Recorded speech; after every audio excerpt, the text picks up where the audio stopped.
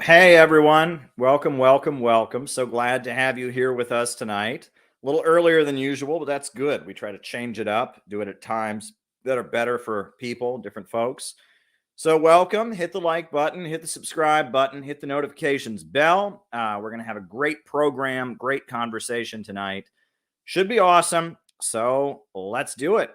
Of the American century. I say that the century on which we are entering can be and must be the century of the common man. A radical redistribution of economic power. I mean, we know that racism is just a byproduct of capitalism. Everything would be all right if everything was put back in the hands of the people. We need a government that will make sure Americans are taken care of and organize the economy to serve the people, not the profits of a wealthy few. We now have the techniques and the resources to get rid of poverty. We got to start getting out there with the people. Get out of the movement and get to the masses. We need a government of action.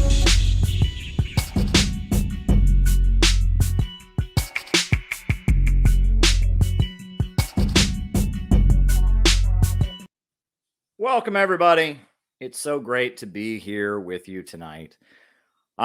Should be an interesting conversation tonight. Just one of our little chats that we do here.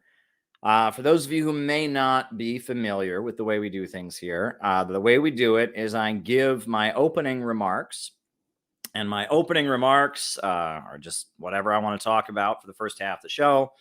While I'm doing the opening remarks, as super chat questions come in, I write them down. And so if you have something you want me to talk about later, you can send me a super chat. I'll be writing them down. And then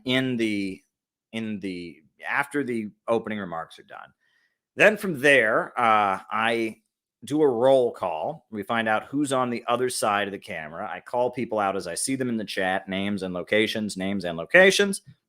And then from there, I answer super chat questions for the rest of the night. That's how we roll. So that's how it works. I'll be writing down people's super chat questions as they roll in. I'll be starting my opening remarks. However, before we get into everything here tonight, we always have a few business announcements. And now those business announcements are in the form of dates. They are in the form of dates. And no, I am not talking about the fruit. I'm not talking about the fruit. I am talking about days on a calendar, dates. They are in the form of dates because February 19th, there's going to be a very important anti-war demonstration in Washington, D.C. called Rage Against the War Machine, co-sponsored by the People's Party and the Libertarian Party. And we at the Center for Political Innovation, we have decided to become co-sponsors of that demonstration. So February 19th is going to be very, very important. A lot of us will be at the demonstration on February 19th. So yeah, I hope that you can join us in Washington, D.C. We're probably going to have some kind of after event, some kind of reception after the anti-war rally is over. So if you can join us, that would be awesome. So save the date for February 19th. It's Rage Against the War Machine is the website. I'll drop it in the chat if you're looking for the information. Rage Against the War Machine, February 19th. Very important anti-war rally in Washington, D.C. The next date that is very, very important to remember is the Center for Political Innovation is having our big public event. We're having a conference in Washington, D.C. on March 25th. Mark the date, March 25th. We have not yet made the formal announcement of our conference. Details are still being worked out. It may be a little bit bigger than we're planning. There's a couple different proposals in the works about how to make it happen. We're not ready to make the final announcement yet, but we will be. So if you want to be part of that, you want to see what this community is like in real life, IRL, by all means, come join us in Washington, D.C., March 25th. And if you want to be involved in the planning and the discussions about it, by all means, join the Center for Political Innovation. It's our organization. It's open membership. You can join on the website, become a dues-paying member today. We're always happy to have you at the Center for Political Innovation. You can become a dues-paying member of our organization.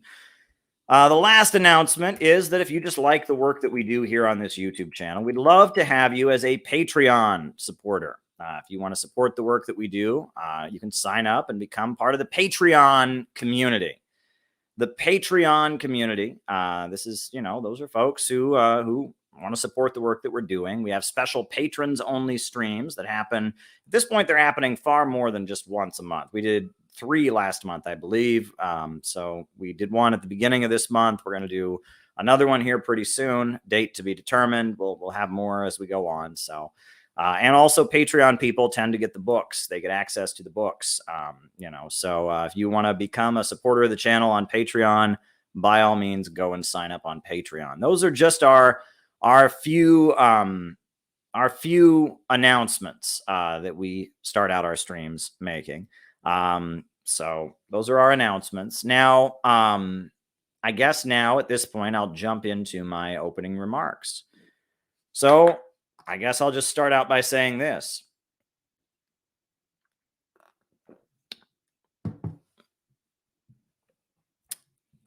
Keep listening to me.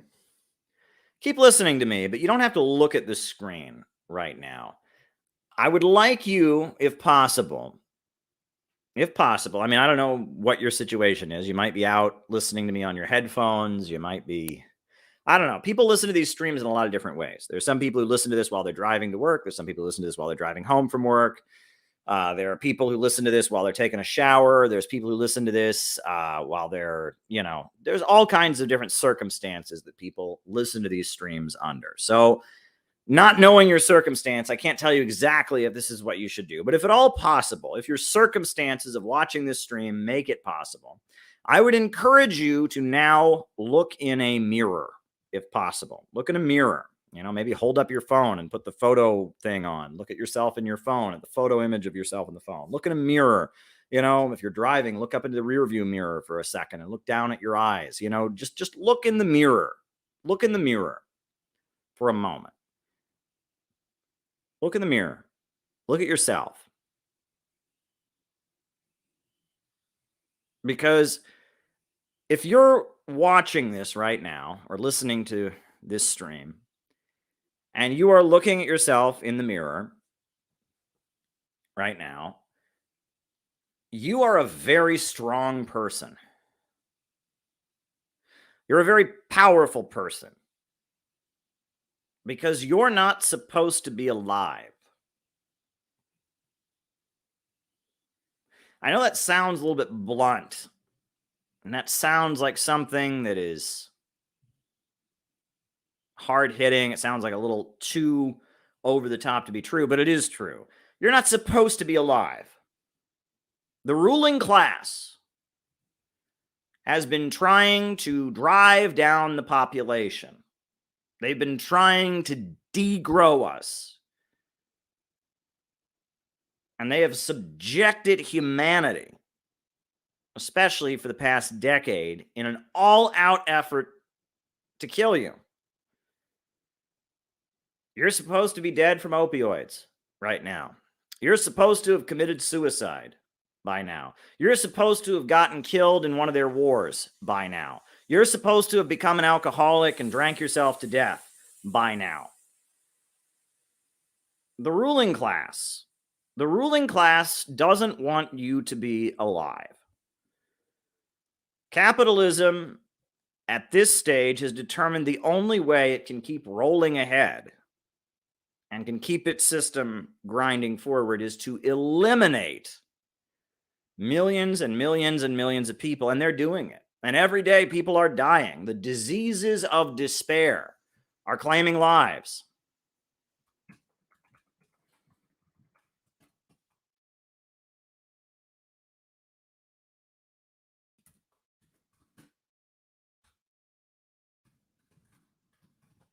They're claiming lives every day. They are doing everything they can to try and destroy you. And they are going out of their way to destroy you. And the fact that you're still alive, you're listening to this right now, you're looking at yourself in the mirror, indicates that for some reason or other, they haven't been able to destroy you. There's some kind of strength that you have that has kept them from destroying you. I don't know what that is. I don't know all of you intimately, but I can tell you that everything in the world is working against us these days. It's harder than ever to find a decent job. It's harder than ever to feel good about yourself and have confidence. It's harder than ever to have self-esteem and feel proud of yourself. It's harder than ever to feel energized. The world has this malaise that has just come over it. They want you sitting at home. Since the pandemic, they want you sitting at home, watching Netflix, playing video games, feeling blah.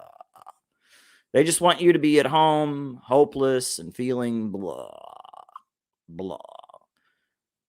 And the fact that you're still going and that you're able to push back against that ocean, against the current that has been pressing at you to try and drive you out of the global economy, to drive you off the planet, to drive you into obscurity. The fact that you're still here is an amazing testament to your strength.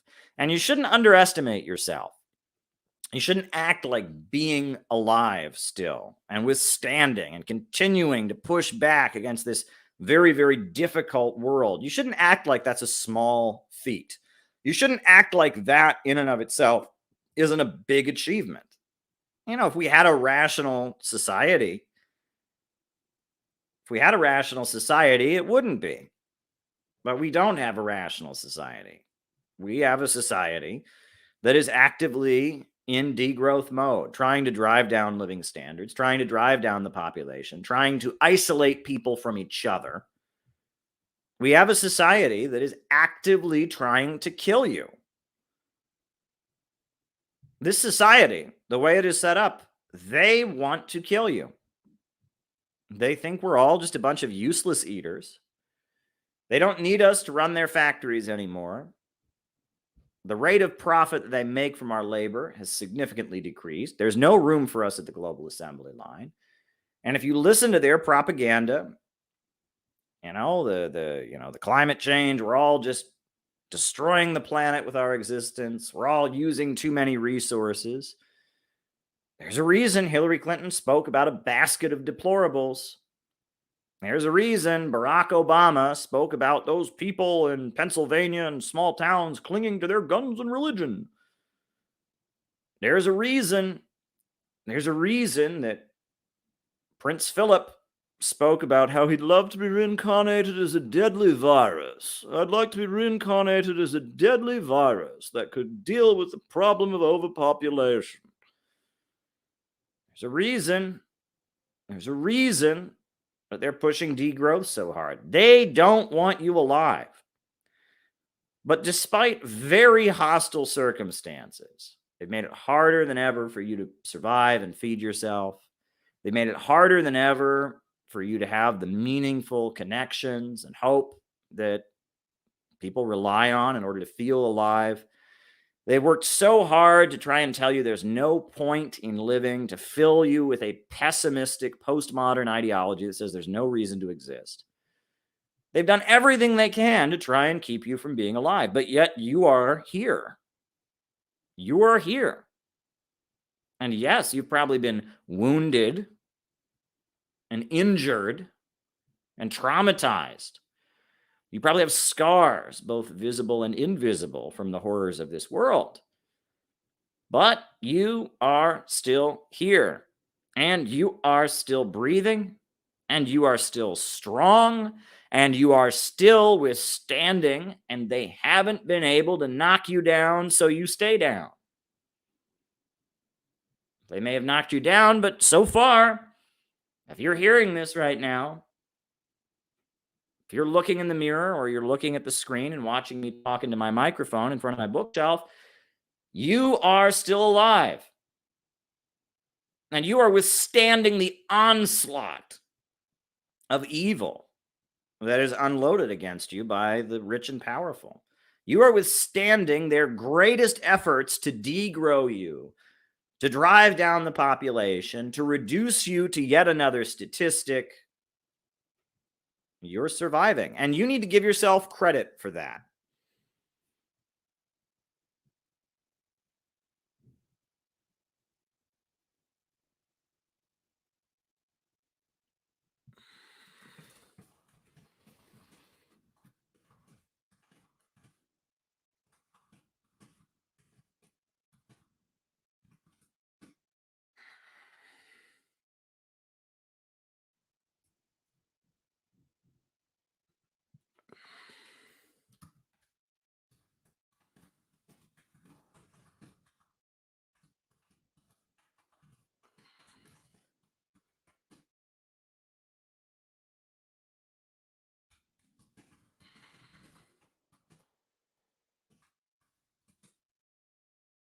You have to give yourself credit for that. You really need to give yourself credit for that. And a lot of people don't. A lot of people don't give themselves any credit for it. They go through life. They just kind of take being alive for granted. They think of themselves in a very negative way. And they don't give themselves credit for everything that has been thrown at them. And I guess I want to talk about that, but then I want to talk about something else, because there are things in life that give people meaning. Right? What's that expression? Man cannot live by bread alone. Well, it's true, right? That people generally want something more to live for. This is why people have children. This is why people are part of communities. This is why people, follow religions or join political causes or whatever. They have something to live for. Right? People need a reason to exist. People need a reason to be. And thank you, Angelita. They need a reason to be. They need a reason to be. I mean, it's just basic. People need a reason to be. And when you live in an age where it seems like every reason to be is being debunked or discredited or made fun of or mocked or satirized, it can be very, very hard to keep going. It can be very, very hard to keep going. But I want to get to something which is important, because socialism, communism, this struggle to live and stay alive, they're very closely linked. And the problems that we continue to call out on these streams are linked in with them as well. And they are connected. They're all connected. Folks, on these streams, if you've been listening, I have continued to use the phrase out of the movement to the masses. And what I've been trying to communicate to people with that phrase is that instead of trying to win over people who are already somewhat socialistic or think that they are socialists, instead of trying to be king of the protest cage, instead of trying to satisfy the woke crowd on social media, our focus should be winning average people to revolutionary anti-imperialist ideas. And that the more we try to please the disconnected, out of touch socialist current in US society, the crazy woke people on the internet, the less likely we are to win over the masses. And that has been what I've been trying to communicate. But I'm almost at the point where I almost wonder if that phrase out of the movement to the masses, it's not exactly right.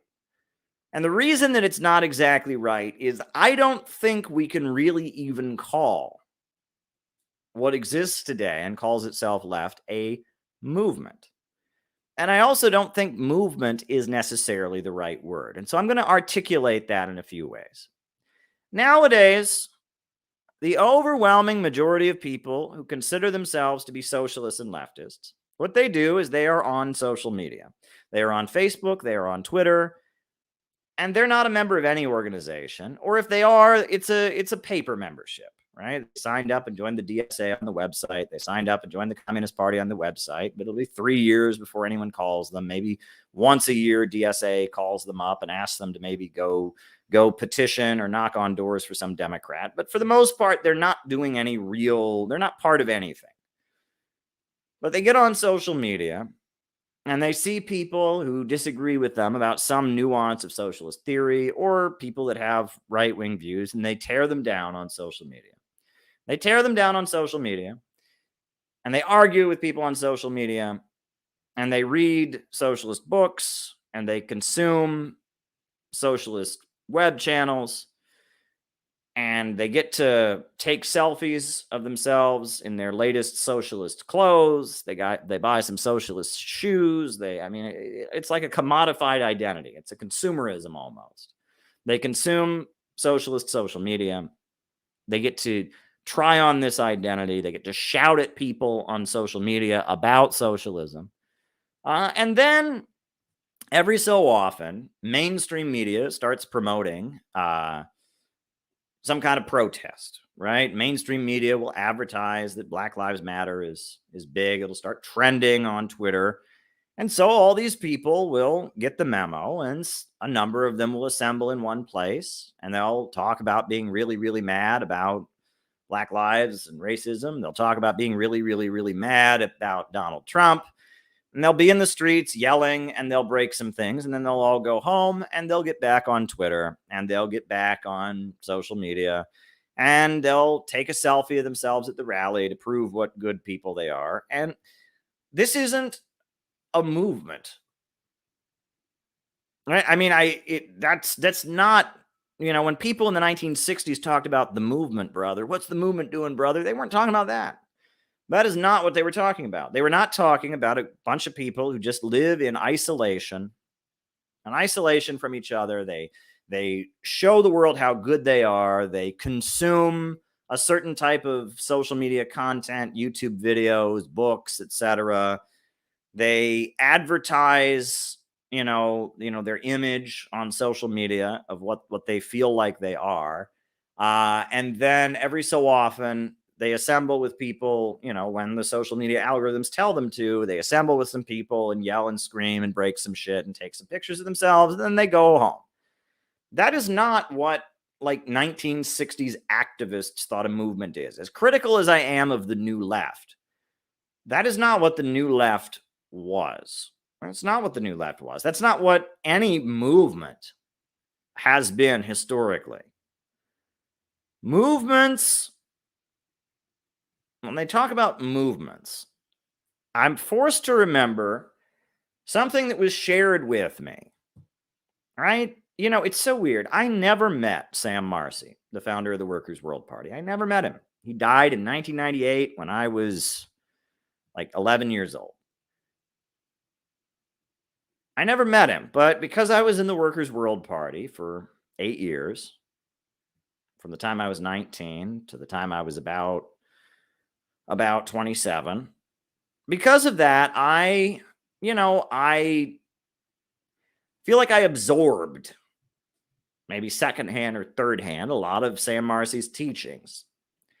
And one story, and thank you, Jane, one story, or not even really story, but quotation or anecdote that Sam Marcy, the founder of the Workers' World Party, would tell his followers about and used in many, many different speeches and lectures, was repeated to me on many, many occasions. But I think it bears some relevance in this conversation. So that Sam Marcy would talk about at the big anti-war protests. Back in the 1960s, there would be these big protests against the Vietnam War. Hundreds of thousands of people would march against the Vietnam War. All the communist groups would bring out their people. There would be, marching bands and all kinds of things. And there was one group of people that were at every big anti-war protest. Every big anti-war protest, you would see these puppets. These big puppets that people would make. And they were very big and elaborate. And they'd be puppets of Richard Nixon, the greedy capitalists sending people to war. They'd be puppets of Lyndon Johnson. They'd be, puppets of the heroic Vietnamese people fighting for their liberation from imperialism. They did these kind of well-made giant art projects, I guess you could call them. And it would take a lot of people to operate these puppets. These puppets were not small endeavors. But these people that were against the Vietnam War, for whatever reason, and thank you very much, they were against the Vietnam War for whatever reason, they would get together and they would decide what puppets they were going to make. And they would, as a group, make these puppets, as a group, come to the anti-war protest with these very elaborate puppets that they made and march through the streets with their puppets. And that's what they did. And these people, again, they were not in any communist organization. They were not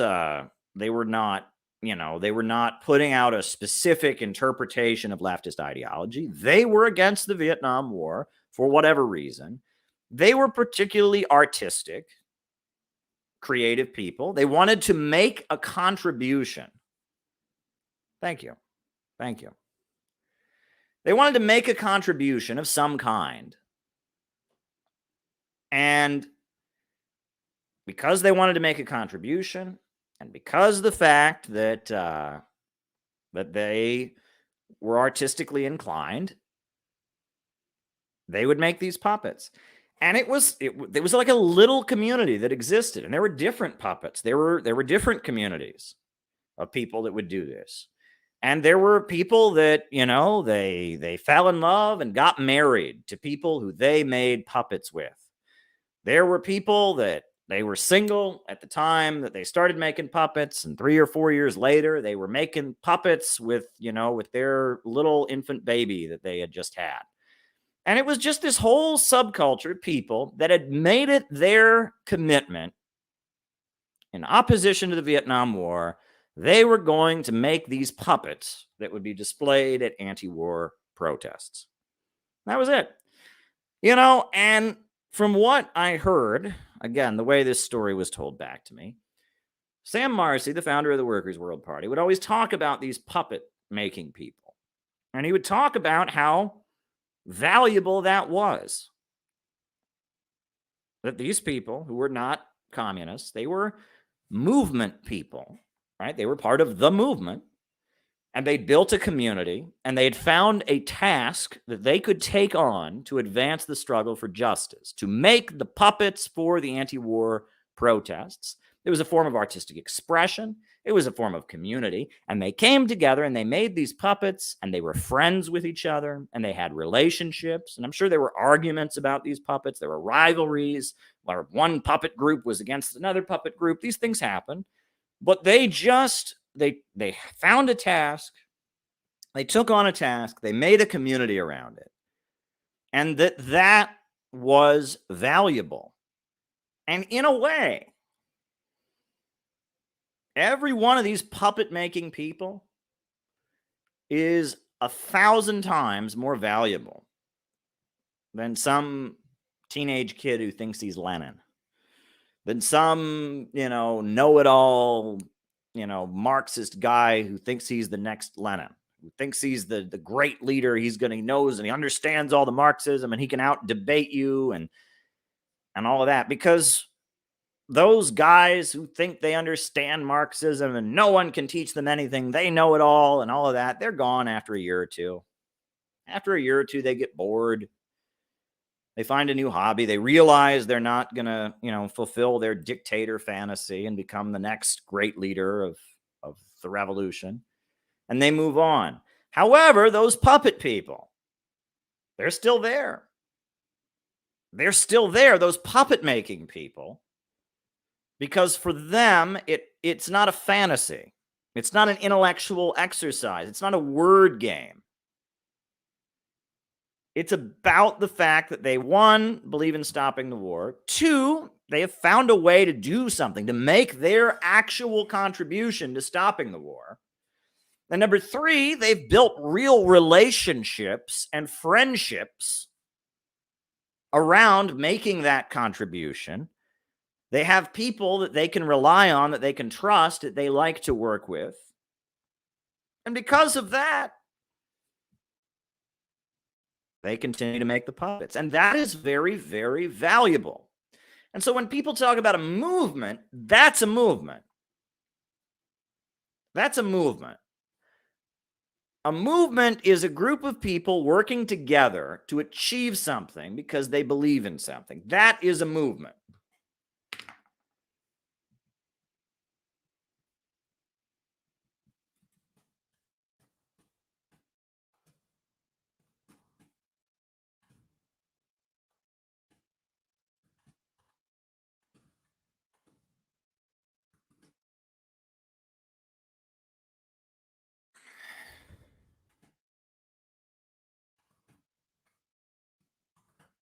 That is a movement. Now, I don't particularly, if you look at what people do now, this commodified identity where you're really by yourself, you're showing off on social media that you went to the protest, you're consuming Basically, you're consuming certain social media content, you're consuming certain books, you're making statuses, but you're not really connecting with anybody.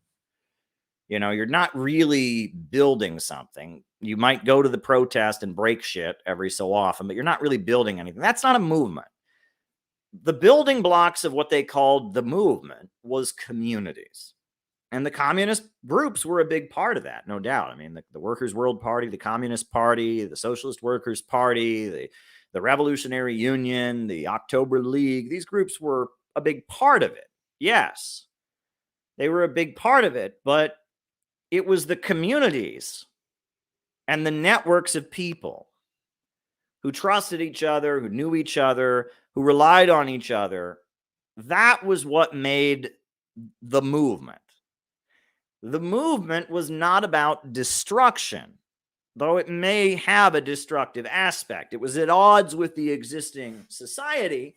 However, it was about the construction of something else, something in opposition to it.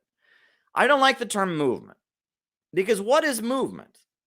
Right? You can move backwards, you can move forwards, you can move to the left, you can move to the right, you can move up, you can move down. Movement, everything is in motion, right? Dialectics teaches us that A does not equal A, and you never step into the same river twice. And so there's always movement going on. If something stops moving, if there is not movement going on, that's called absolute zero. And it is the lowest possible temperature. So, there you go.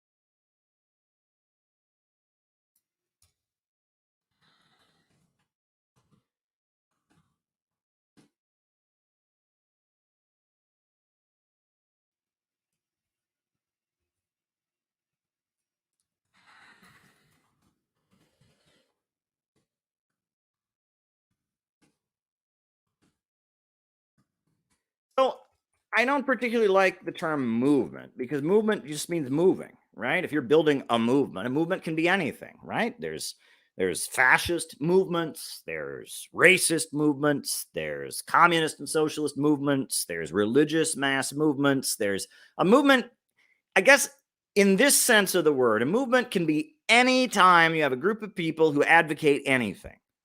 And every time you have a group of people who en masse advocate something, that's a movement. So I don't like the term movement, because movement can be anything. Can be anything. And there's always movement going on. You can move in the wrong direction. You can move in the right direction. You can move in the wrong direction. You can move fast. You can move slow. I mean, it doesn't really mean anything.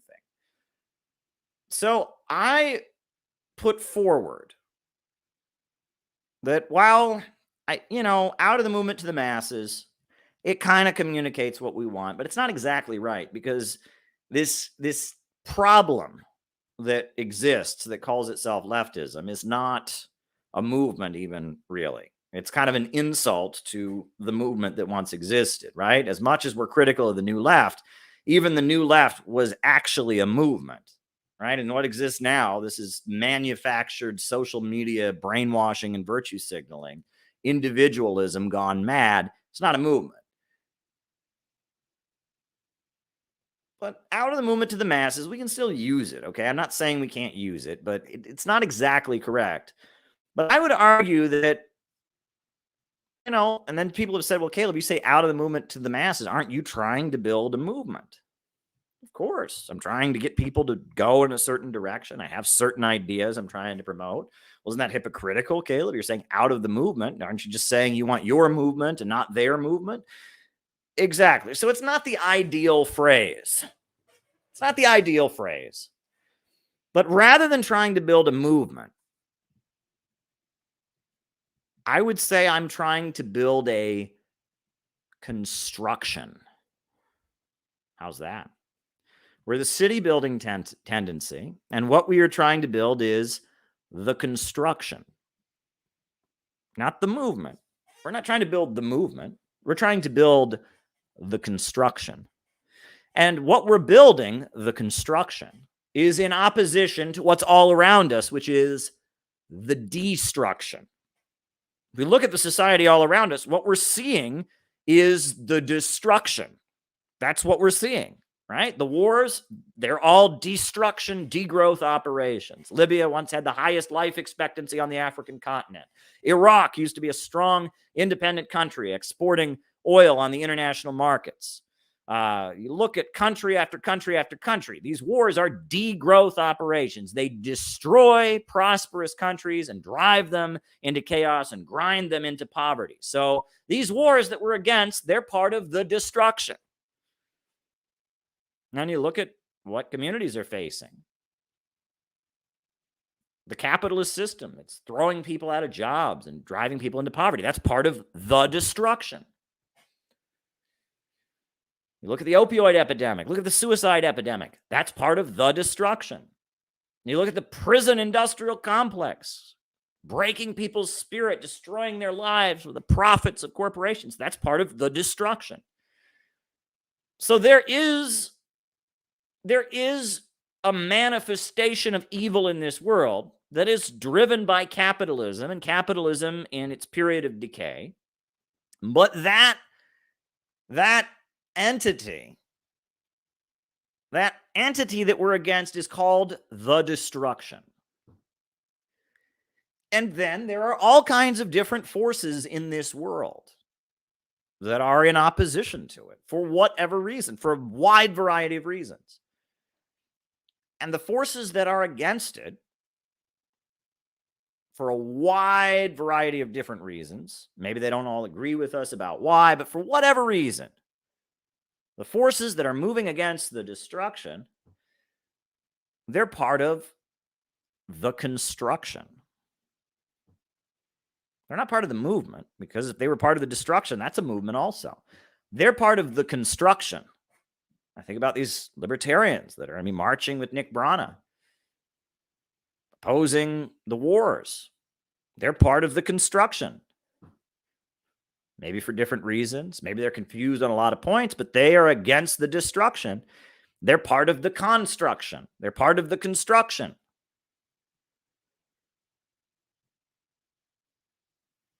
I think about Russia and China and Venezuela and Iran. They're part of the construction.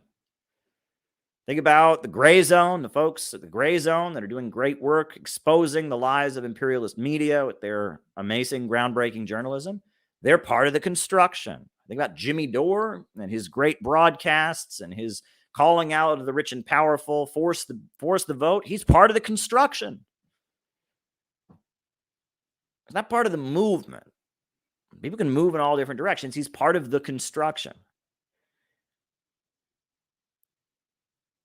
He's part of the construction. He's building. However, there's a lot of confusion. People don't know why they're building. We, the city building tendency, we know why they're building. We are here to provide ideology. We are here to provide a narrative of the big picture, so that people that are from various wings of the construction can know why they're constructing, why they're building. We are here to provide the ideological guidance, the education, with our manuals, with our Saxton lecture classes, with our anti-imperialist rallies and events, with the books that we publish. We are building a community that is part of the construction and seeks to give construction and forces of construction a blueprint upon which to build. We are the ones who provide the blueprints. We, the city building tendency, the Center for Political Innovation, we are providing the blueprints for the construction in America. A lot of people are building right now, but don't know why they're building. They're building because they know that evil is coming at them. The destruction is coming at them. The forces of evil, of greed and destruction are coming at them. And they are just like you. They're going to keep going. They want to keep going. They want to push back. They want to fight. They want to fight. They want to fight. They don't want to give in. They don't want to step down. That's what they want to do. They want to be strong. They don't want to give in. They want to be part of the construction. They want to push back. They want to resist. They don't know why. They don't know why. They're not listening to reason. They're not listening to logic. They're only listening to their inner will to survive. That's all they've got. Their animal instinct that says, I don't want to die. I want to live. That's what they're listening to. They're listening to the basic drive within the human species. Life seeks to preserve itself. That's a Scientology thing, right? L. Ron Hubbard, I think he said that. Well, he can't be wrong about everything. Life does seek to preserve itself. That inner will to survive, that inner drive to survive and to live, that is what most people are listening to. Most of the construction is simply motivated by the basic primal instinct for survival. But it is us, the city building tendency, what we can offer, we can offer something more than that. We can offer the ideology and the perspective, the understanding of historical and dialectical materialism, the history, the ideology, the economic foundations of all of this. And that can give the construction, the various construction that is emerging now, it can give it the blueprints that it needs in order to keep going. And so the role that we're playing is actually very, very, very, very important. It's very important. And we're not trying to copy the work of anybody else. In fact, I don't see anybody else doing what we are doing. I look at the various forces of construction. A lot of people are doing great groundbreaking journalism right now. Gray Zone, Max Blumenthal, Alex Rubinstein. Great stuff they're doing. Great stuff. Jimmy Dore, I watch his show a lot. He's doing great stuff. Nick Brana and the People's Party and the Libertarians. And I look at some of my colleagues, the great work they're doing at RT and all of that. A lot of people are doing a lot of great stuff. What we're doing doesn't repeat the work of any of those people because we have picked out a separate task for ourselves. We have picked out the task of being the ideological guidance and of building a community around ideology. Not simply the construction itself, but why we're building. We have something unique here. What we're doing, what the construction is doing, is particularly unique. It is not something that many other forces are engaging in. And that should be good because we're not competition, right? We don't view this in a competitive way. We're not out to outdo somebody else because no one else is doing what we're doing. If somebody else was doing what we're doing, they should come do it with us. I mean, my goal for every member of the organization, my goal is to make every person in the group maximize their potential and get the most done. That's my goal. That is my goal. I'm constantly trying to get more people to write. I am constantly trying to get more people to speak. There's a training call tonight that Elizabeth is doing, to train more people to speak. I want more people to step up, right?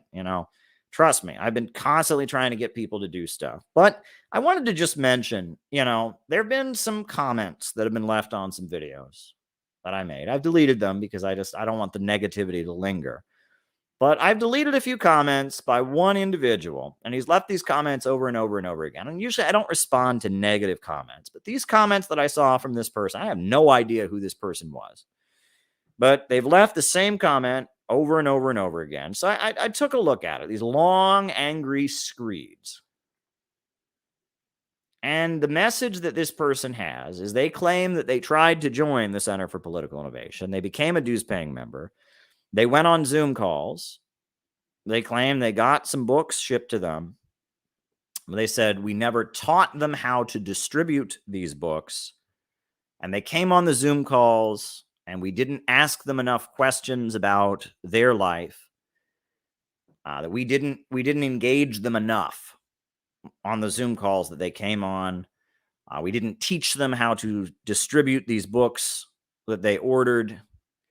And so they're angry about it. And I look at this and I feel kind of sorry for this person because, you know, I just got to be real with you all. We're in a period where it's very difficult. It's very difficult to organize. And in order to do it, you have to really want to do it. Right? If you need help learning how to distribute books, you need to contact us and say, we need help. If you're on a Zoom call and you got something you want to say, you want more attention for yourself, you got to speak up and you got to say it. And we're not in a period where, you know, we can just easily absorb everybody. You know, I wish that were the case. I wish we were in the case that everyone could just walk right in and immediately be handed tasks and get them done. And we'd be much more efficient. If every person who walked through the door, someone walked in and said, hey, I want to help out. And we said, good, do this. And we just assigned them to do that and it got done. That's the ideal state of organizing. But the problem is we're in this weird period where we're trying to get an organization up off the ground. And we're facing vicious attacks from the government, vicious attacks from the deep state. There's everything in the world designed to stop us. You know, it's hard for us to get funding together. It's hard for us to keep the community together. There's smears. You know, we're facing an onslaught from everywhere. And people who come around, we want to maximize your help, but you have to speak up. And if there's anything that we have learned over the past year, it's no chasing after people. No chasing after people. We are not going to chase after you in the Center for Political Innovation. We're not going to. I mean, you know, if you want to be involved in the group, join, come on the Zoom calls, contact me, contact other people in the group, build relationships, take initiative, put forward proposals. We will direct you about things you can do. But if you want to be part of the group, you have to show you want to be part of the group. Because every single wrecker, every single one of the traitors that we've dealt with in this year has been somebody that we chased after. It was somebody who didn't really want to go along with it. They were just like, oh, okay. Someone that I called up on the phone and said, hey, can you be part of this? And they're like, no, I don't know. And we don't want people like that no more. I mean, if you were involved in this group and you wanted help in how to distribute the books, you should have spoken up and said you wanted help. If you were on the Zoom calls and felt like we didn't give you enough attention, when we had an open floor on those Zoom calls, you should have said, hey, my name is Bob or Steve or whatever the hell your name is. I'm assuming you're male because you're so bitter in what you said. You know, I'm Bob, I'm Steve. I have this problem. I want this addressed. You have to do that. You have to do that. And it's much easier if you have social phobia, you have fears. It's much easier to just sit back and blame everybody else. But I can assure you, if you spoke up, people would address your concern. If you wanted something, people will do that. But you have to show that you want to be part of this. You have to take the initiative. Because no, we're not chasing after people. We're not chasing after people. We're not. You know, you come around, and then you're like, I don't think this is the right group for me. Well, good luck. Good luck. You know what I mean? We're not chasing after people. Now, the time may come where we have a big organization and we have we've gotten ourselves fully off the ground so that anybody who walks in the door, the second they sign up, boom, they're getting a phone call, they're getting plugged in, they're getting assigned tasks to do, they're getting shit done. That's how it should be. That's not where we're at right now. And so in a time when it's very difficult to hold a group together, in order to be part of the group, you have to show that you want to be part of the group. And if we just chased after every person who, gave us a little hint, look, I've been doing socialist organizing long enough to know, and then this is just the reality. There is an endless stream of people who show up, are very excited. They want to help you out. They've got resources. They'll tell you that they can do this. They'll tell you that they can do that. And in a month, you never hear from them again. And they ghost you, and you never hear from them again. And there have been so many people in my life that are like that. Many, many people over the years. And it's the same. I got a friend who was in the Socialist Party for many years. Same story. There's a lot of people who they get on a kick. Oh, yes, I want to be a revolutionary. They contact Caleb or the Socialist Party or the Communist Party or whatever. They show up and they say, yes, I want to help out. And then a month later, you never hear from them again. Well, that happens. And you get used to it happening in this organization. And it sucks.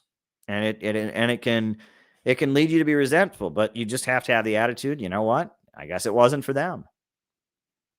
But when people come by and they're consistent and they continue showing up and they continue doing stuff, that reveals that this is a person you want to invest in and you want to onboard and you want to work with them. But there's an element of, look, you can't save anybody.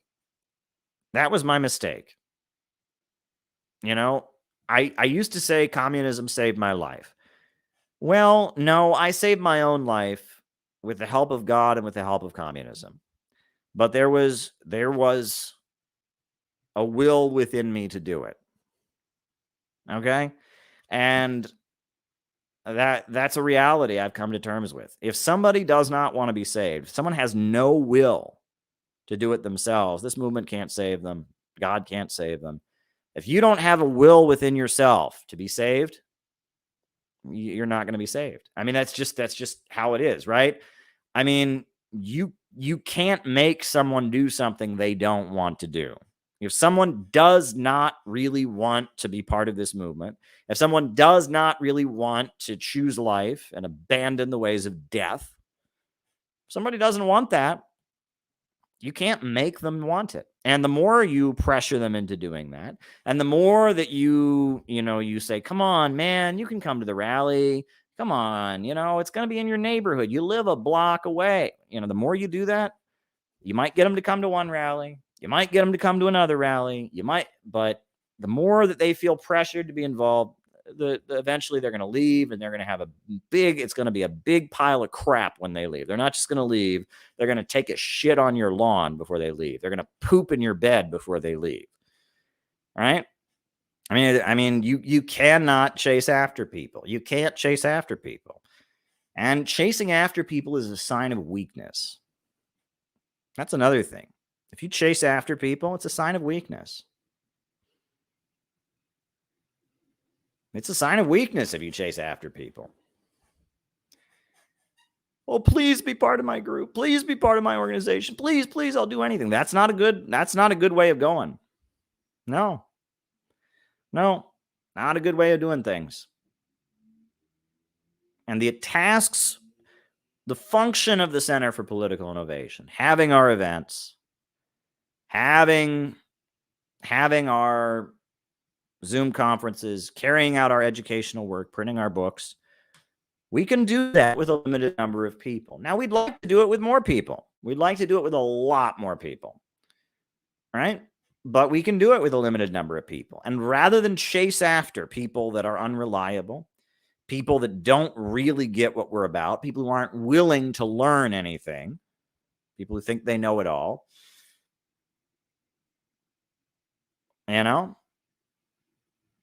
it's better, fewer, but better. If there's less of them, but they're all loyal to what we're doing, better to have them than to have lots of people who aren't really on board. Lots of people who aren't really on board. And I'll tell you this, and I've told this to people before, and I've said it before on many, many streams, but if you're going to stay in this, and you're going to actually get this done and get things done and actually make it work, you have to love people. You have to love people. It has to be about love. You have to see the good in other people. You have to enjoy the people you're around. You have to want what's best for them. You have to see people you've never met before and learn what they're like. You have to learn to digest people. You have to learn to see every new person you meet. Every new person you meet, you have to see them as an exciting new experience. Wow, I've never met someone from that part of the country before. I've never met somebody with those experiences that you've had. Tell me about yourself. You have to actually be interested in them. You can't fake being interested in them. You have to actually be interested in them. You have to see every person you meet as an exciting new experience that you have the privilege of interacting with. And you have to love people. You have to love being around people. You have to enjoy hearing what other people have to say. You have to see every person that you meet not as an opportunity for you to gain, but as an exciting, interesting thing in your reality. As something that in and of itself has value, as something that no matter what their flaws, no matter how hard it is, you can find a redeeming quality in and you can love them.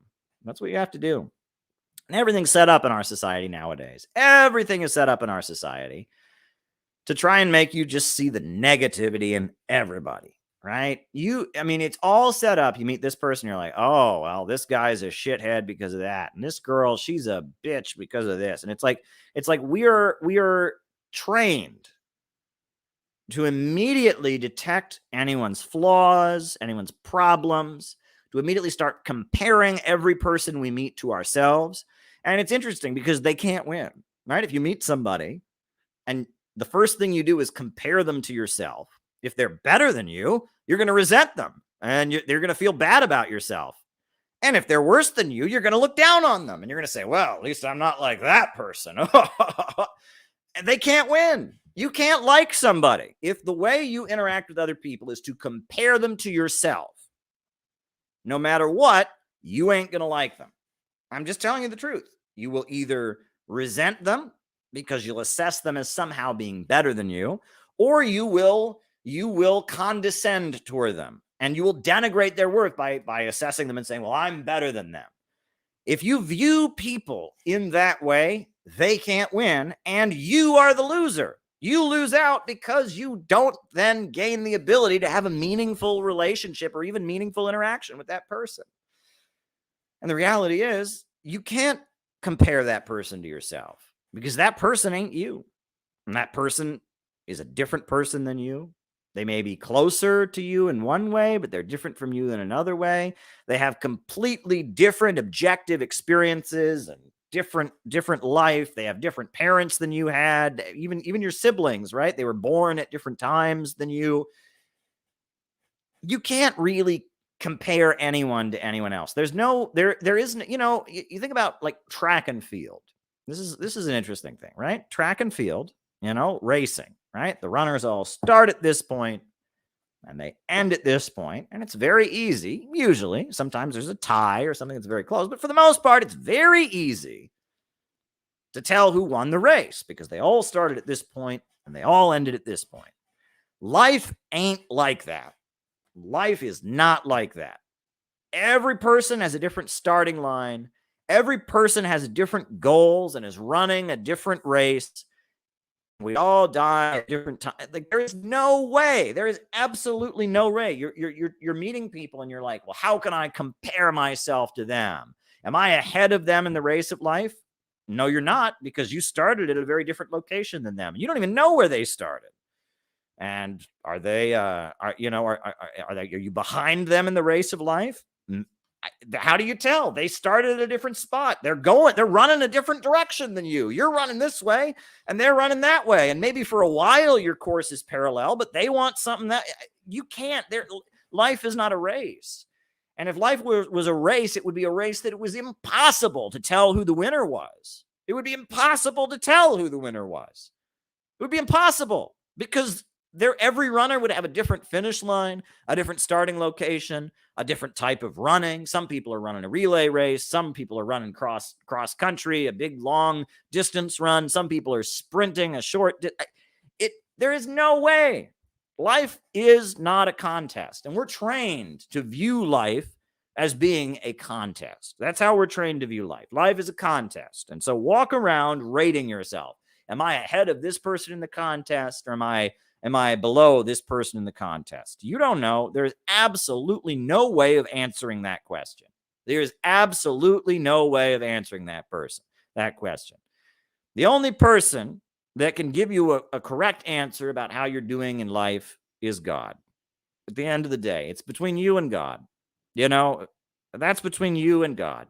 You and God can work it out about how well you're doing on the race, how far you're going, what mistakes you've made. You and God can figure it out. But no other person can judge you, and you cannot judge another person. And when you try to think you can judge another person, that is a setup for disaster. It's a setup for disaster. It's an absolute setup for disaster. You have to learn to love people.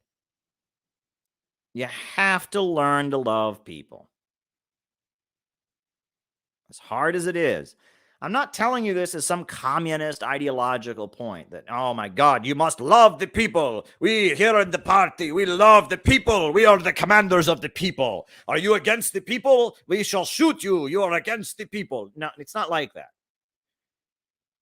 It's not like that at all. I'm telling you that if you want to have a happy life, and if you want to find fulfillment in your life, you're going to have to learn to love people. Because you're a people. You're a people. And human civilization is made up of people. And people come in all different shapes and sizes. And some people are easier to like than others. Some people are more challenging than others. And at the end of the day, if you can't learn to like people, you can't learn to try to like people. Maybe you're not very good at it. Maybe you can't succeed. But if you can't learn to try to like people, if you don't get into the habit of trying to like every person that you meet, as hard as it might be, and wishing well to every person that you meet, not comparing yourself to them, not seeing them as an opportunity, not seeing them merely as their most annoying trait. But if you can't get into the mindset of saying, as hard as it might be, as difficult as it might be, as much as they make it a challenge, I am going to try to like people. And it's going to be hard, and sometimes people are going to drive me up the wall. I am going to try my darndest. I am going to try my darndest to like other people. You got to get into that mindset. And if you get into that mindset, and you can cultivate an organization that has those traits and that mindset, I am convinced that your life and the life of your community and the life of your organization will be better. That's what I'm convinced. And it's hard, and it's not easy. And there you go. I mean, I don't know what more to say about it. You got to learn to try your hardest to like people. And Sigmund Freud, he would sit there and say, oh, but you can't love your neighbor as yourself. That's not technically possible. And he would say, no one loves everyone else that they meet, Caleb. That's just not possible.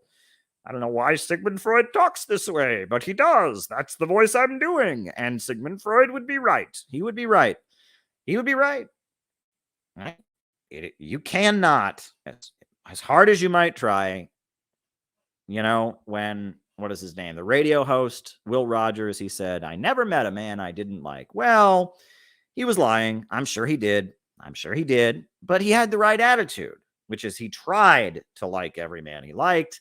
Maybe it didn't always work out. But the fact that he went as far as lying and saying, I never met a man I didn't like.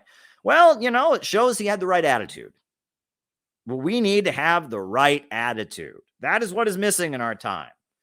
Nowadays, if somebody, Will Rogers was this well-known radio host in the 1930s, and he was politically not where we're at. But you know, he was on the radio saying, I never met a man I didn't like. Nowadays, like if you turn on Netflix, I swear they're going to start, like there's going to be someone who's the star of a Netflix show who says, I've never met a person that I liked. And that'll be, that's what they want. Now that they're actively trying to depopulate us and drive down the population, drive down living standards, carry out degrowth, now that the destruction has been so radically unleashed onto the world. Now that the destruction has been so radically unleashed onto the world, everywhere you go, you turn on the television, you listen to music, you know, everywhere. Social media is seething with this stuff. Everywhere you go, the message is people suck. There is no point in life. Be miserable. Be lonely. It's you against the world. And it's toxic. Antisocial death messages are all around us. And so if it feels like a daily battle to survive in this time, that's normal. But you won. You've been winning so far because you're still here. They haven't won against you yet. You're still up and fighting. You haven't surrendered. You're ready to fight another round. You're ready to go for it. You're ready to keep going. And if socialism and Marxism and history's challenge is part of what keeps you going, you are my comrade, good sir. And I want to work with you. And I want to help you to make the greatest contribution you can make to the revolutionary struggle. I want to teach you how to teach. I want to preach at you so that you learn how to preach. I want to help you find out what your contribution can be and maximize your contribution. And if you would appreciate my help in doing so, by all means, demonstrate that you want that help and join the community. And if not, I wish you the best, but if I'm not for you, if Caleb's not for you, then that's okay. Then move along. And if I'm right for you for a while, but then you move along, but then something happens, even better. So that's just what I wanted to share with you all tonight. I just wanted to share that as my opening remarks. Think about the puppets. Puppets. The scout oath includes to help other people at all times for a reason. I don't know. I was never a Boy Scout.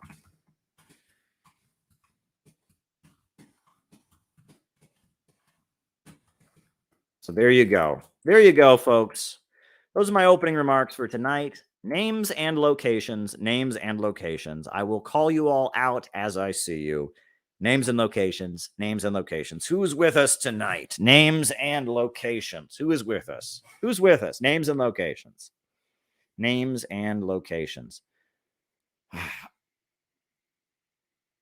Who's with us? We got Temple City, California. Klaus Kinski. I.O. Hillary in New York City. Shout out to you. Klaus Kinski in Germany. Nate in Chicago. Tagad in Dublin. St. David's, Bermuda. Meredith and Quinn from Eatonville, Washington. David Rennie in Hamilton, Ontario. St. Louis, Timoshenko. Cleveland Pirate Alex.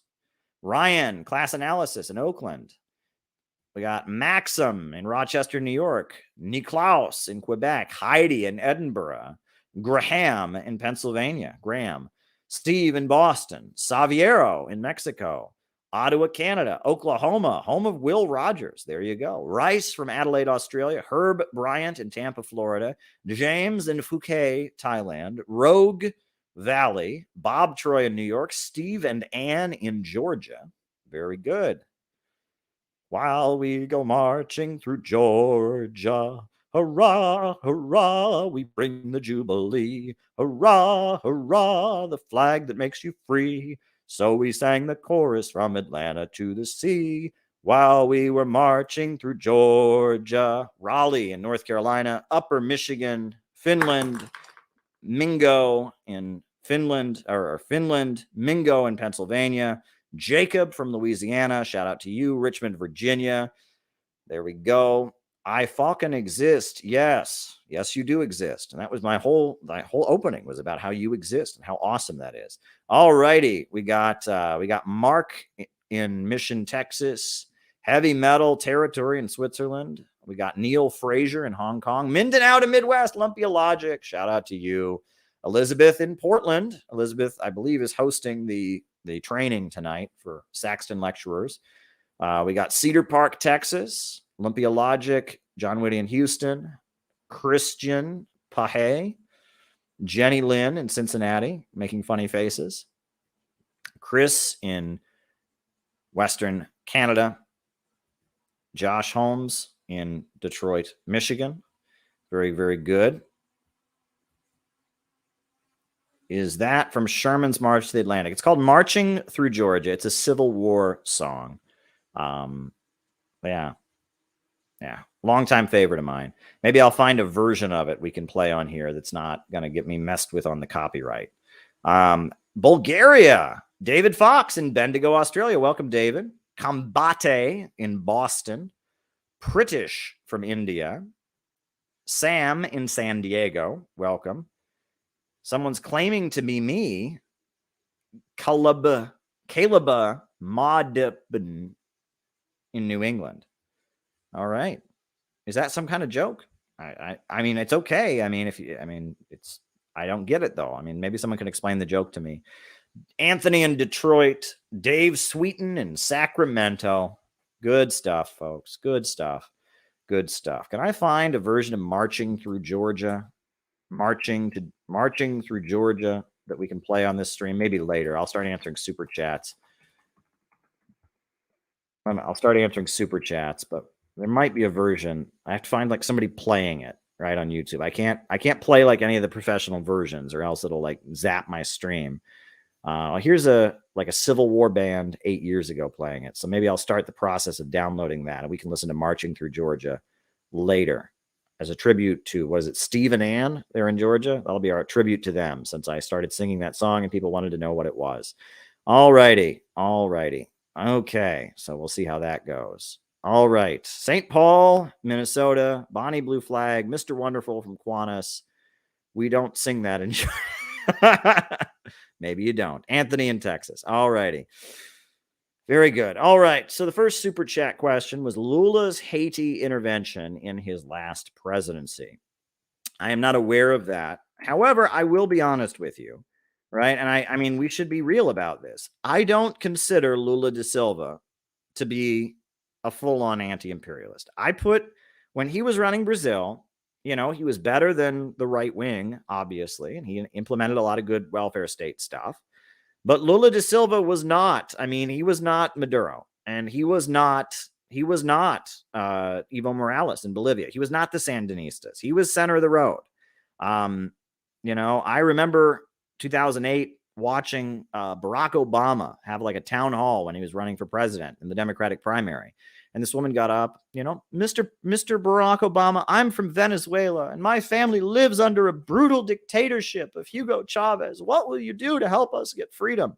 And Barack Obama, he was like, look, obviously in Venezuela, that's a brutal authoritarian regime. And we want to get rid of Hugo Chavez. He's a brutal dictator. We don't like him. But now that Lula da Silva guy, now he's a little bit different. Now he's a socialist, but he's democratic. He believes in freedom. He believes in democracy. And Lula da Silva is somebody we can work with. But that Maduro, that Hugo Chavez, no good. And I watched that. I remember watching that and thinking, oh, there you go. I mean, that's kind of said it all. And that Lula, he was never willing to go hard left. He was never willing to try and change property relations. So the fact that Brazil may have aided in the U.S. military intervention, right? Because you remember 2004, there was a military coup. Aristide was toppled. The military overthrew Aristide, and then they put him on a plane and they flew him to the Central African Republic. And my old boss, former U.S. Attorney General Ramsey Clark, then got on a plane and went to the Central African Republic to meet Aristide and to support Aristide. And it's a whole wild story, but yeah, like there was a coup in Haiti. And then there were U.S. troops in Haiti to deal with the coup, right? And so is it possible? Is this person who asked the super chat, they're saying that Lula da Silva was involved in that coup. I don't know if that is necessarily true, but it's possible. Like I said, Lula da Silva was never a full-on anti-imperialist. What's going on in Brazil now is very confusing. right? Because it's the Bolsonaro supporters are trying to violently overthrow the government. They're trying to remove Lula from office. Bolsonaro is an awful guy, a Zionist. He's a advocate of neoliberalism and free markets and privatizations and cutbacks. Bolsonaro is awful, and his people are trying to remove Lula. So, I look at what's going on there, and it's pretty clear there are big divisions within Brazil's ruling class, but there is just a nationalist current. Even Bolsonaro was nationalistic to some degree or other. And that Bolsonaro, he was right wing, and he was viciously anti-communist and tied to paramilitaries, but even he wasn't going to completely play ball with the United States. Lula da Silva is a social democrat, and he's kind of a middle of the road social democrat, but they removed him. They removed his successor, Dilma Rousseff. They had a coup against her, and then they threw him in prison to keep him from running again. And the USA aided the railroading of Lula to prison. And then it was revealed, that the judge was in cahoots with the prosecutor. So it's a mess in Brazil right now. And Brazil is in the middle of turmoil. But at the end of the day, the problem facing Brazil, when it really gets down to it, is that Brazil has a strong enough economy that it doesn't have to be submissive to the United States. And the United States doesn't know how to deal with that, right? The Bolsonaro, he's still going to be independent. Lula da Silva, still going to be independent. Brazil is going to be an independent country, right? It's going to be independent. It's going to be independent. Now, I was hoping that Lula da Silva, after he got out of prison, he would be like hard left. He would be like a revolutionary. He's not. He's not that. Okay. And he got reelected with the blessing of Obama and the blessing of Biden. Okay. So it's complicated, right? But the Bolsonaro people are now trying to violently overthrow the government. And they're no good either. It is a mess. There's a division in the ruling class. At some point, it will become blatant. If this struggle persists, it'll become blatant that the CIA is on one side and the revolutionary working class and the anti-imperialist countries are on another. Right now, it's a confused mess. I don't support the coup. I don't support Bolsonaro. I like a lot of what Lula did when he was president before, but he never was willing to really go hard into the anti-imperialist camp, and that weakened him. Some people would look at that and they say, oh, well, that's because honestly, if he had been able to go hard into the anti-imperialist camp, he could have gotten the energy from the left to stay in power. So there you go. There you go. All right. Well, that's the first super chat. So since we talked about marching through Georgia, I'm going to put on Marching Through Georgia, the old song. I'm going to put on this Civil War version of it, and then I will keep answering super chats. So if people have more things they want to ask me about, by all means, do it. Here we go. Marching Through Georgia.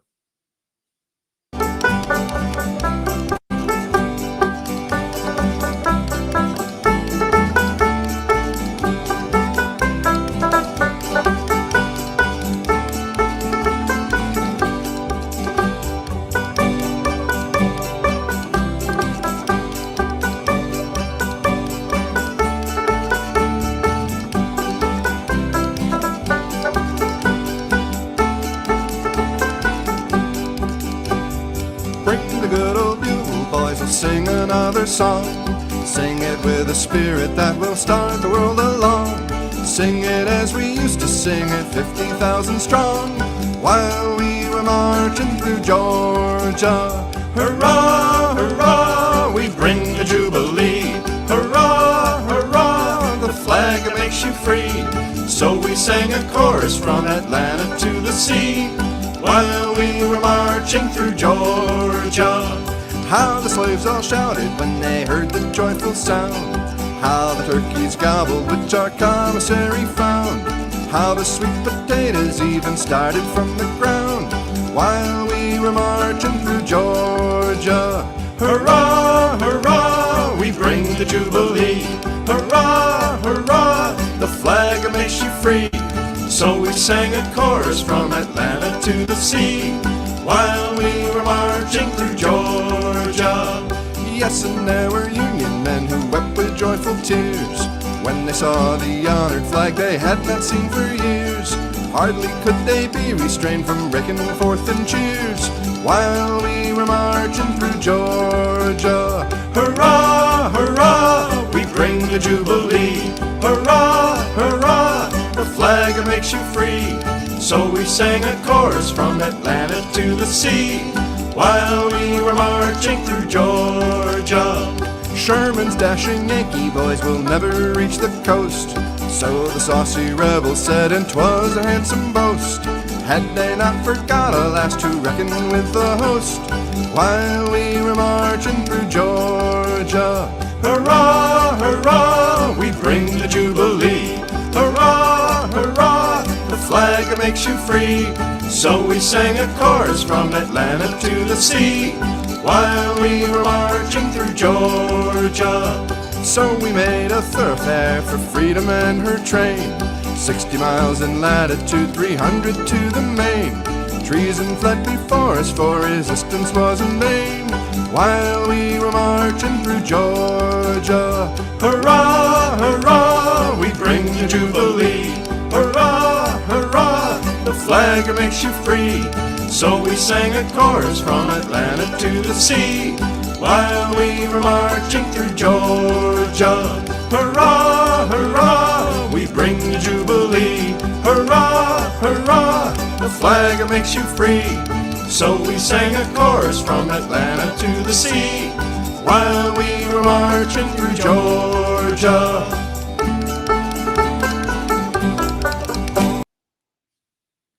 A short musical interlude. Good stuff. All right, next super chat question. This is an interesting one. Do you think we have reached the point that attacking the fake left is no longer effective? Doesn't it feel like they have significant constituency to go after? Would it be better to ignore? Well, look, yes and no. On the one hand, negativity, people don't like negativity, right? People don't like it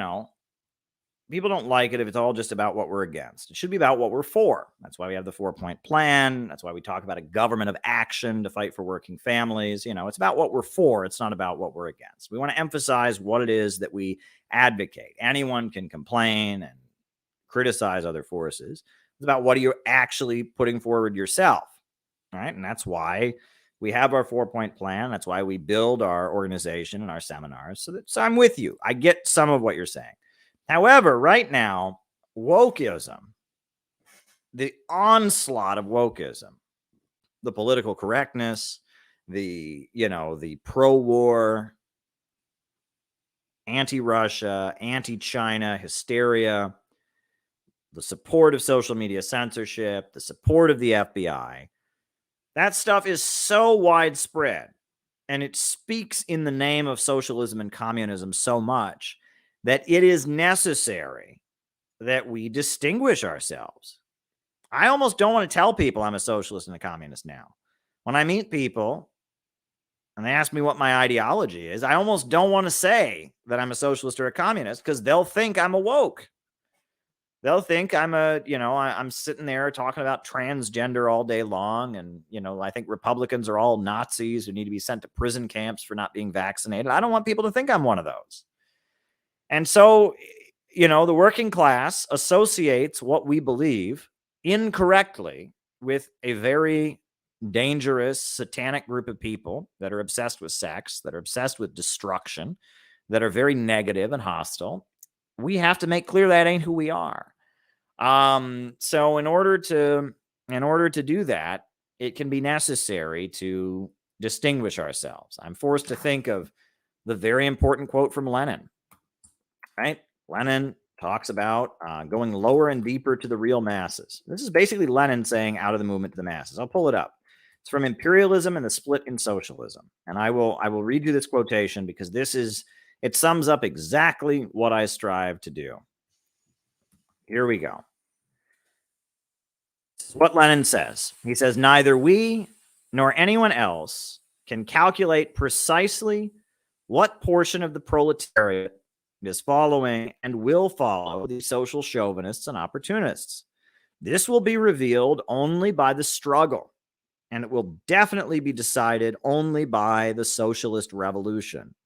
But we know for certain that the defenders of the fatherland in the imperialist war represent only a minority.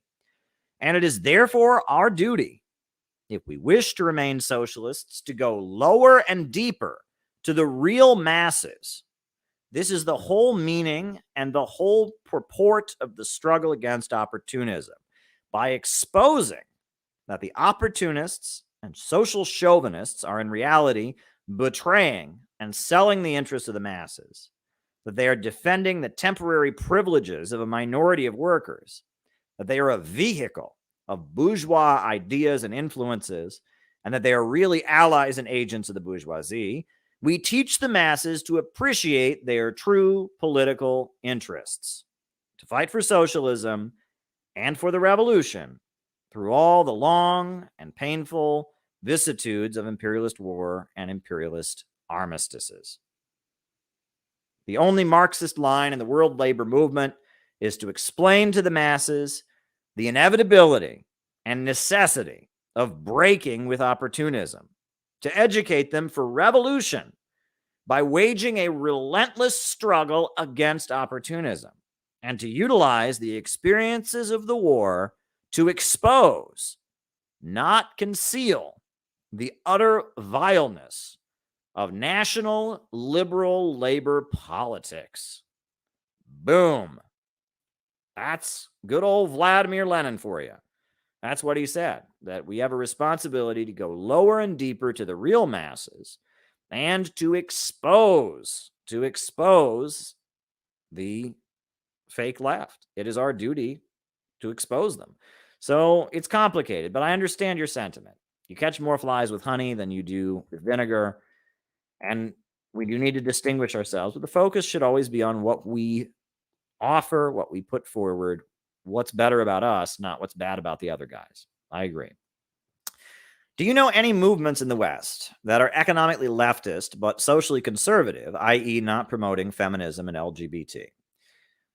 Yes, the American Solidarity Party is a political party that was formed in the United States recently to give voice to one of the biggest, but yet not represented political currents in America, which is people with leftist economics, but right-wing social ideas. The American Solidarity Party that has run a presidential campaign, they're kind of a new organization that started up off the ground, and they are against gay marriage, they are against abortion, they are Christian conservatives, but they are also, in favor of Bernie Sanders, free healthcare, free college, and stuff like that. Now, the Center for Political Innovation, we are not that, and we are widely accused of being that. What we are is we are neutral on social issues, and that's different. We don't take a position, right? We're not against gay marriage, but we're also not for gay marriage. We're not against abortion. We're not for abortion either. We are generally neutral on social issues. We are not interested in culture wars. I would say the majority of our organizations support gay marriage. The majority of our organizations support abortion being legal. But there are some very significant exceptions, and we are very happy to have those significant exceptions within our ranks, And I would encourage people.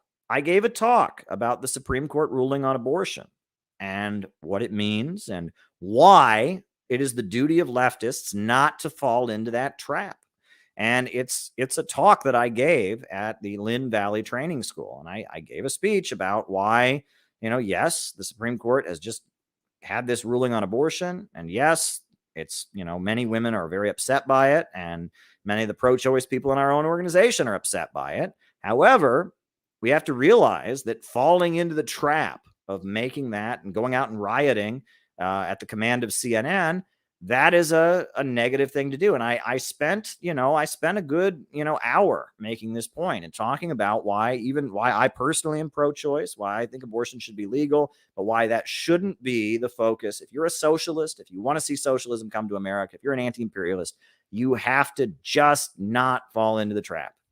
And here's the talk if you haven't seen it. And I honored a member of our organization who is anti-choice and talked about why we're proud to have him. He was kicked out of his local DSA for being anti-choice. And, go and watch this talk if you haven't watched it. I'm dropping it in the chat right now. It's important that I gave this talk when I gave it. So there you go. There you go. Next question. It's not a question. Someone said, good earlier stream on Bob Avakian having contagious energy and operating on the edge of chaos, which is a phrase coined by Norman Packard. Norman Norman Picard or Packard. Yeah, I mean, look, again, I talked about how I understood why the RU, the Revolutionary Union, why it had a lot of energy at one point, and why even today there's a small group of people that are still very, very loyal to Bob Avakian. And that, again, as much as we're critical, I'm very critical. Trust me, that was the first group I was around, the Revolutionary Communist Party, and I was very critical of them for many years because, I will say the one thing I got from them was the go, go, go stuff, the energy. They had, and they probably still have energy. They have this drive, and that's a really, really good thing. Their worldview is very, very limited. And even now the work that they do is not what we should be doing. But I have been forced to think about how can we find the good in these various trends that exist? Like, what can we learn from them? Right. And there's a reason that they had an energy and they stayed around much longer than most of the new communist movement. It's because Bob Avakian had this ability to just pump that group full of energy. And, you should learn from that, right? And the Communist Party, one thing I take from the Communist Party, despite all my criticism of them, is that they're if you read their statements, their manifestos, their program, their constitution, it's much more professional. It's not some incoherent, gibberish philosophical rant. They make a good point of communicating their views very, very effectively. Now, in a lot of cases, their views are very kind of reformist and, they're supporting the Democrats, et cetera, but they do a very good job. And if you read some of these Sam Webb articles, he has, defeating the right wing on the road to socialism and all that, they make a very strong, very clear case for what they think. I think in a lot of cases they're wrong, but there's no problem clearly articulating and expressing what it is they believe. And that's something to learn from. Because of their historic ties to the Soviet Union, they were held to higher standards of political professionalism. Last night, I showed you all the videos of Gus Hall and Angela Davis presidential campaign. They looked like real candidates. They were there, and Gus Hall was wearing a suit, and he was reading. They had real campaign policies. They were a real political party. And that is something to learn from. They because of the fact that they were tied to the Soviet Union was giving them millions of dollars. They couldn't fuck around. They couldn't screw around. They couldn't publish. They couldn't act like weirdo hippies. They had to look like a real political party. That's something we should learn from. That's something that the Center for Political Innovation. At our events, we wear suits and ties. We have our events. We don't have our events in beat up churches in the middle of the ghetto.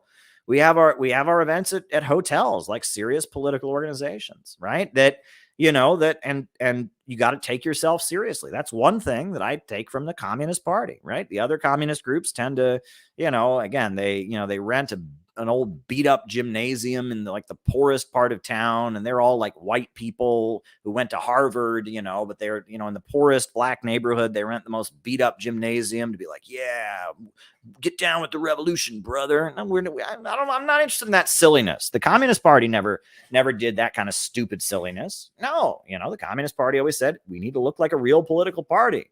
Maybe it was only because the Soviets were giving them money. I don't know, but they had to look like a serious political party, and they did, right? If you look at any of their campaign videos, their literature, they took themselves seriously. Good for them. Good for them. That's something we can learn from. Something that we can learn from the Communist Party. There's other groups we can learn from, right? We should, again, we can criticize these groups all day, and I'll be happy to give you the critique of their line. But we should be looking at what they do right. One pet peeve of mine is, unfortunately, this is how being an internet communist is. If you're an internet communist, and it's usually a young male, all right, who's an internet communist, and I was there, I'm just guilty of this as anybody. I'm just as guilty of this as anybody. You feel like an expert by knowing the rap sheet of everybody. Someone says, hey, Caleb, you ever heard of the Socialist Workers Party? You're like, yep. And I heard that they had a bad position on this and that they suck because of this. Not helpful. right? If someone says, "Hey, Caleb, you ever heard of the Communist Party, Marxist Leninist, the October League?" Oh yeah, and I heard that they suck because of not helpful, right? If you really want to learn these groups, and I have spent, look, I mean, my bookshelf, good God, my bookshelf has so many books about, the history of the Communist International and the history of, I've got the autobiographies of all these people. I've got memoirs of various communists in America. And I've spent so much time studying American communist groups and what they've gotten right and wrong. And I got to tell you that, that this way of being an expert, these 19-year-olds who think they're experts by going, yeah, this group sucks because of that. Yeah, this group sucks because of that. You're not learning. You should study all these groups, find out what they did right, what they actually achieved, because, all these groups achieved something. They all had some level of strength. And they got something done. Find out what they got done, how they got it done, why they got it done. And if they fell apart, find out why they fell apart. Find out what mistakes they made. Dig into this history and try to learn things that are useful. And just going, oh, this group sucks because of that. This group sucks because of this. This group sucks because of that is not useful. Not helpful. You're not really learning anything. If you just learn everyone's rap sheet, well, you're not actually learning anything, right? Maybe the October League sucked, but find out why. Why did the October League suck? And what could the October League have done better? And why, despite these flaws of the October League, did it have a significant following? Because it did. At one point in the 1970s, there were many Americans who joined the October League. The October League obviously had problems. What were those problems? And why, despite those problems, did it maintain a following? And why did it collapse? Why did the October League eventually collapse? What can we learn from this? You need to learn the whole picture. Right? We're going to get anything done in our time, which is not easy to get things done in our time. Right? I mean, we are fighting an uphill battle. It is really, really, really difficult to do what we do. But if we're going to get anything done, we have to learn the whole story. And that's what I'm struggling to do. And on these streams, I teach people. I'm trying to help you to learn on your own. I'm trying to encourage you. I'm trying to help other people learn how to give Saxon lectures. And that's what I'm here to do. So that's my answer to that. That's why the other night I praised Bob Avakian. I said, this is that energy that he pumps through his group, Good for him, All right. The last super chat that I've got here says the Boy Scout oath says to help other people at all times. I didn't know that. I did not know that about the Boy Scout oath. I was never a Boy Scout. My brother was a Boy Scout. My brother was even an Eagle Scout, but I was never in the Boy Scouts. I did go to a few of my brother's Boy Scout ceremonies. I remember, what is it? They would end. They'd say, "Let the great master of all scouts be with us." And that means God, apparently, the great master of all scouts. And they would do their thing with the two fingers or whatever. I was never a Boy Scout. It was never my thing. But the Boy Scouts. That's, they have their pledge and they do their whole thing. So there you go. All right, folks. Well, it's been a fun stream. We did it earlier than we usually do, which is good, right? So yeah, I guess we'll put on the closing music and I'll be out of here. Good stuff. We'll be back probably tomorrow night. We try to stream every night if we can. Upsurge in the struggle against U.S. imperialism is now emerging throughout the world. Ever since World War II, U.S. imperialism and its followers have been continuously launching wars of aggression. But the people of various countries have been continuously waging revolutionary wars to defeat their aggression. And while the danger of a new world war still exists, and the people of all countries must get prepared, revolution is the main trend in the world today.